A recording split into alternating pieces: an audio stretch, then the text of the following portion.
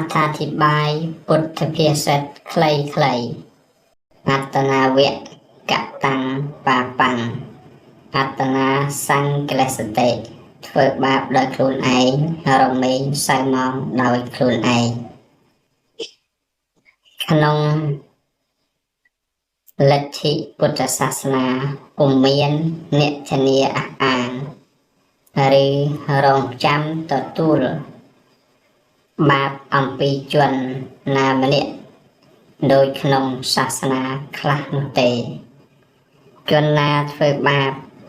ជននោះត្រូវទទួលផលបាបដែរសូម្បីព្រះពុទ្ធជាមេសាសនាក៏ដោយប្រសិនបើព្រះអង្គបានធ្វើបាបក៏ព្រះអង្គត្រូវតែទទួលផលបាបដែរឯសាវកឬបរិស័ទនានារបស់ព្រះអង្គបើសិនជាបានធ្វើបាបក៏ត្រូវតែទទួលបាបដោយខ្លួនឯងអត់មានព្រះពុទ្ធអង្គណាឬអ្នកណាមួយទទួលជួសខ្លួនឡើយបាបជាអ្វីអំពើបាបគឺជាអំពើអាក្រក់រឹបតាំងពីសំណាប់សត្វជាដើមទៅដែលជាហេតុនាំឲ្យធ្លាក់ទៅក្នុងអបាយភូមិមាននរកប្រែត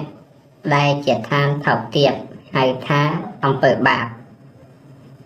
ម្យ៉ាងទៀតលោភៈទោសៈនិងមោហៈក៏ជាទូបាបដែរព្រោះអកុសលមូលទាំង3នេះជាមូលហេតុនាំឲ្យមនុស្សប្រព្រឹត្ត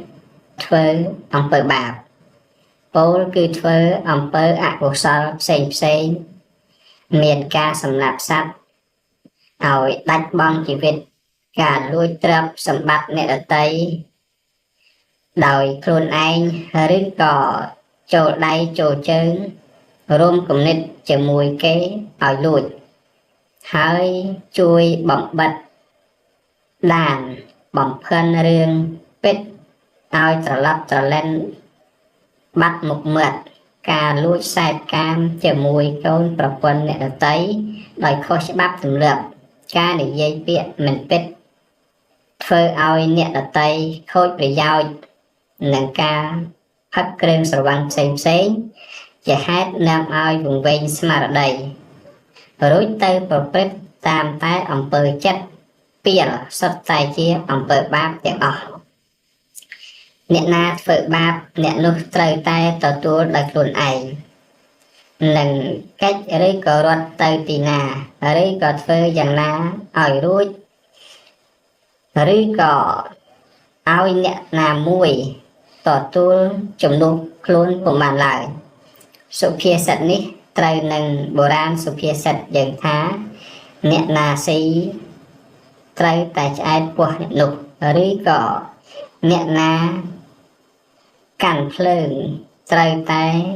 រលាកដៃអ្នកនោះពីរគឺ